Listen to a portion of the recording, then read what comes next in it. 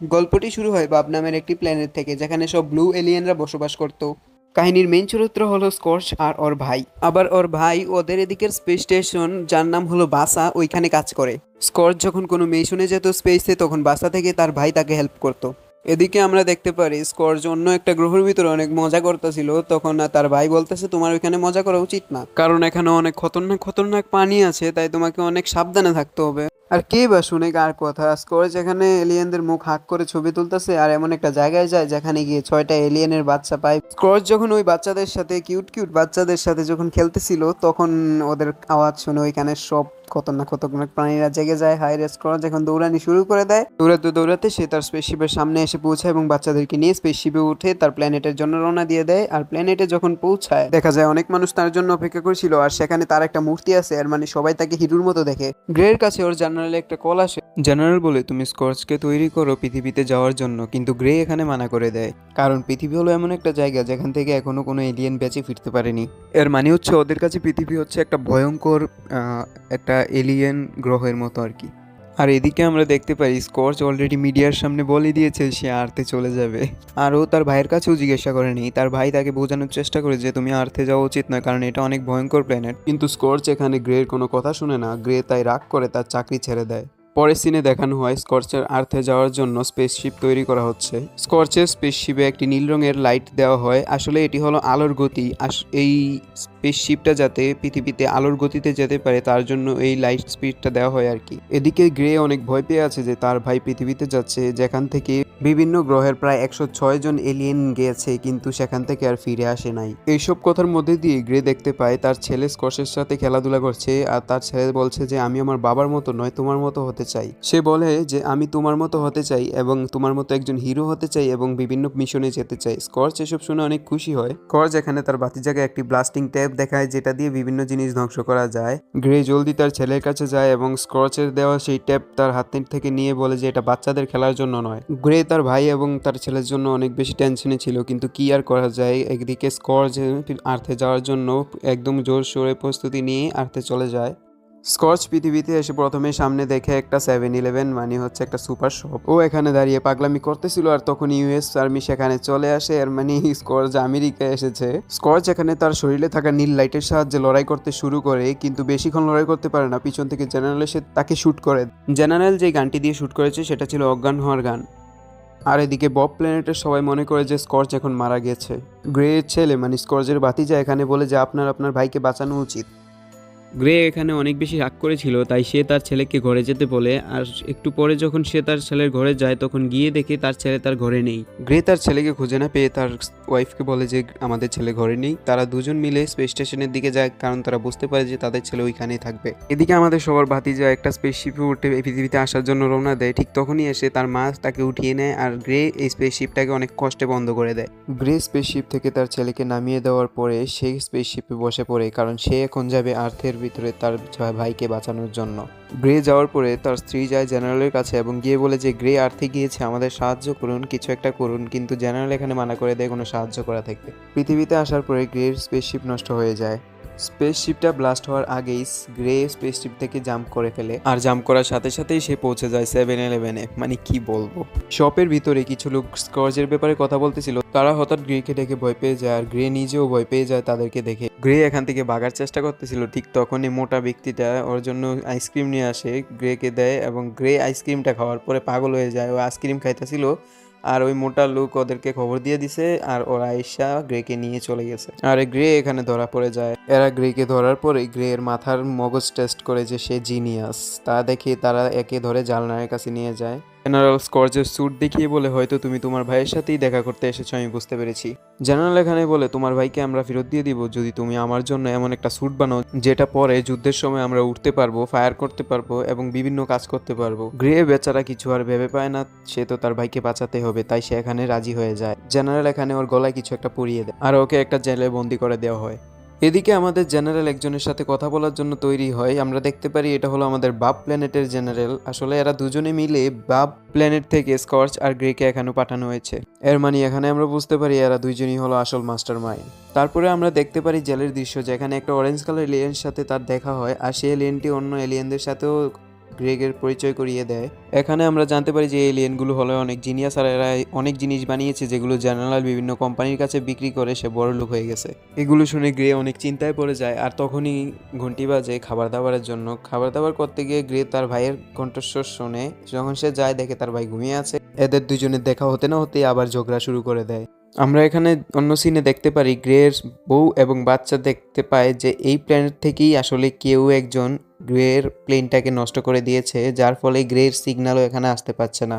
অর্থাৎ কালপেট কেউ এই গ্রহের, এটা তার বউ জেনে গিয়েছে। গ্রের বউ যখন এগুলো দেখতেছিল তখনই দেখতে পায় যে জার্নাল এই ঘরের ভিতরে আসছে হঠাৎ করে। তখন তারা লুকিয়ে পড়ে। এদিকে এসে তারা দেখতে পারে যে জার্নাল এই দুনিয়া থেকে শক্তিগুলোকে অর্থাৎ লাইট সোর্সগুলোকে পৃথিবীতে পাঠানোর ব্যবস্থা করছে।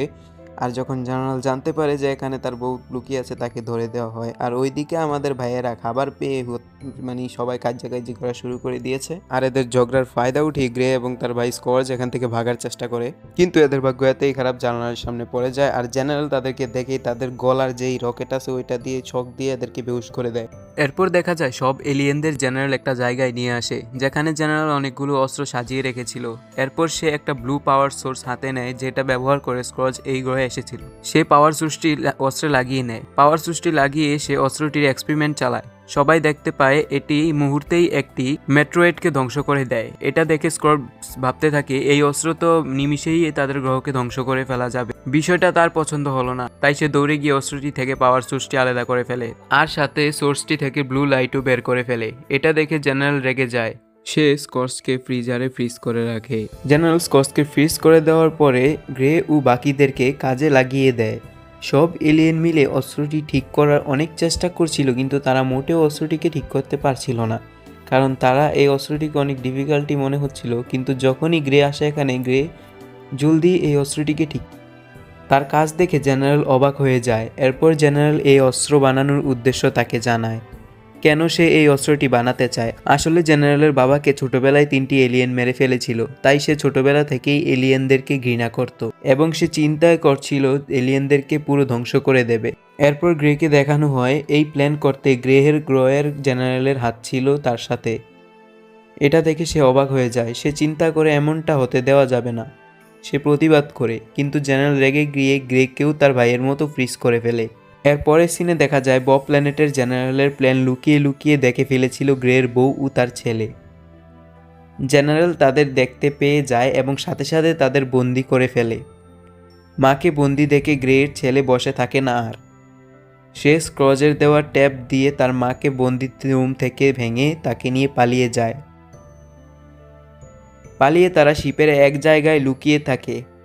এরপর দেখানো হয় পৃথিবীতে জেনারেল তার অস্ত্রটি চালাতেই যাচ্ছিল, কিন্তু যখনই সে অস্ত্রটি চালাতে যাবে সে দেখতে পায় অস্ত্রটিতে এখনও কিছু ত্রুটি রয়েছে, তাই এটি কাজ করছে না। ধীরে ধীরে অস্ত্রটি ফুলে ব্লাস্ট হয়ে যায় আর এর সাথে সাথে সেখানে যত এলিয়েন ফ্রিজ করে রাখা ছিল সে ফ্রিজগুলো ভেঙে যায়।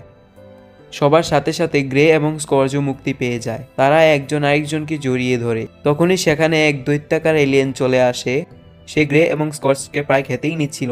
তারা সবাই মিলে গ্রে এবং স্কর্জ তার ভাইকে নিয়ে বাঁচিয়ে দেয়, একটি লিফটে আশ্রয় নেয়। কিন্তু যখনই লিফটটা নিচে নামে তারা দেখতে পায় বাইরে শত শত ইউএস আর্মি তাদেরকে ধরার জন্য দাঁড়িয়েছিল। অনেক যুদ্ধের পরে আর্মিকে হারিয়ে তারা সেখান থেকে বের হয়ে যায়। তখন স্কর্জ তাড়াতাড়ি স্পেসশিপের কাছে সব এলিয়েনকে নিয়ে আসে যাতে তাড়াতাড়ি তারা নিজের গ্রহে চলে যেতে পারে। সে স্কর্জদের শিপকে অ্যাটাক করতে আরো 2টা শিপ পাঠায়। এদিকে স্কর্জ ও তার ভাই দেখতে পায় সামনে থেকে বব প্ল্যানেটের জেনারেল ও তাদের আক্রমণ করতে আসছে। সে সাথে করে তার ব্লু পাওয়ার সোর্স গুলো নিয়ে আসছিল গ্রে ও এলিয়েনদেরকে ধ্বংস করে দেওয়ার জন্য। জেনারেল তো ধ্বংস করতেই নিচ্ছিল, তখন পিছন থেকে গ্রের বউ চলে আসে। সে বব প্ল্যানেটের জেনারেলকে বোঝাতে থাকে যে তাকে বুঝতে হবে তার প্ল্যানেটের শক্তি পৃথিবীতে নিয়ে যাওয়া মোটে উচিত নয়, এটা তাদের জন্য ভালো হবে না। কিন্তু জেনারেল তার কথার পাত্তা দেয় না। সেখানে তাদের মধ্যে লেগে যায় ক্যাচাল। গ্রের বউ জেনারেলকে হারিয়ে শিপটির কন্ট্রোল নিয়ে নেয় এবং তাদের গ্রহের দিকে ঘুরিয়ে নেয়। এরপর দেখা যায় স্কর্জের শিপ পৃথিবীর জেনারেলের উপর হামলা চালাচ্ছিল। হামলায় তাদের স্পেসশিপটি ভালোই ক্ষতিগ্রস্ত হয়। যে কোনো মুহূর্তেই স্পেসশিপটি ধ্বংস হয়ে যেতে পারে। অন্যদিকে দেখানো হয় বব প্ল্যানেটের গ্রের ছেলে তাদের শিপটির কন্ট্রোল হাতে নিয়ে নেয়। সে তাড়াতাড়ি নিয়ন্ত্রণ নিয়ে শিপটিকে যত দ্রুত সম্ভব চালাতে থাকে, চেষ্টা করতে থাকে শিপটি পৃথিবীর বাইরে নিয়ে যাওয়ার জন্য। এরপর হঠাৎ এন্ট্রি নেয় জেনারেল। সে তার স্পেস স্যুট পরে বের হয় অ্যাটাক করতে। জেনারেল তার স্যুটে ব্লু লাইটের সাহায্যে স্কর্চ এবং বাকি এলিয়েনদের শিপের কন্ট্রোল করে ফেলে। তখন সবাইকে বাঁচাতে স্পেসশিপ থেকে গ্রে ডিসিশন নেয় সে স্পেসশিপ থেকে জাম্প করে জেনারেলের সাথে ফাইট করবে। এতে জেনারেলকে হারানো গেলে সবাই বেঁচে যাবে, তাই শিপ থেকে জাম্প করে দেয়। সাথে সাথে স্কর্চও জাম্প করে দেয়। জেনারেল এবং তাদের মধ্যে দারুণ একটা ফাইট হয়। ফাইনালি জেনারেলকে তারা হারিয়ে দেয় এবং স্পেস স্যুট থেকে জেনারেলকে আলাদা করে দেয়। এতে জেনারেলের নিচে পড়তে থাকে, কিন্তু তারা দেখতে পায় জেনারেলের সাথে সাথে তারাও, কারণ স্যুটের ব্লু লাইটটা বন্ধ হয়ে গিয়েছিল। তারা দুজন হাওয়াতে ভাসতে ভাসতে একজন আরেকজনকে ধরে নেয়। পড়তে পড়তে হঠাৎ তাদেরকে জেনারেলের সাথে থাকা 3 এলিয়েন বাঁচিয়ে নেয়। তখন তারা বলতে থাকে জেনারেলের বাবাকে তারাই মেরেছিল, তাই তারা জেনারেলের সাথে বোঝাপড়া করবে। এরপর সেখানে সব এলিয়েন শিপ নিয়ে চলে আসে। ফাইনালি তারা শিপ নিয়ে গ্রে স্কর্চকে নিয়ে তাদের গ্রহে পৌঁছায়। শেষ পর্যন্ত তারা জিতে যায়। সেখানে সবাই তাদেরকে বরণ করে নেয়। অন্যদিকে গ্রেয়ের বউ জেনারেলের থেকে শিপের কন্ট্রোল নিয়ে নেয়। এরপর উপস্থিত সবাই খুশি হয়ে স্কর্চের প্রশংসা করতে থাকে, কিন্তু স্কর্চ জানাতে থাকে সব ক্রেডিট তার বড় ভাই গ্রেয়ের। সবাই তার প্রশংসা করে। পরের সিনে দেখা যায় সবাই মিলে স্কর্চের বিয়েতে আনন্দ করছিল। আর এভাবেই এই সুন্দর কাহিনীটি শেষ হয়ে যায়।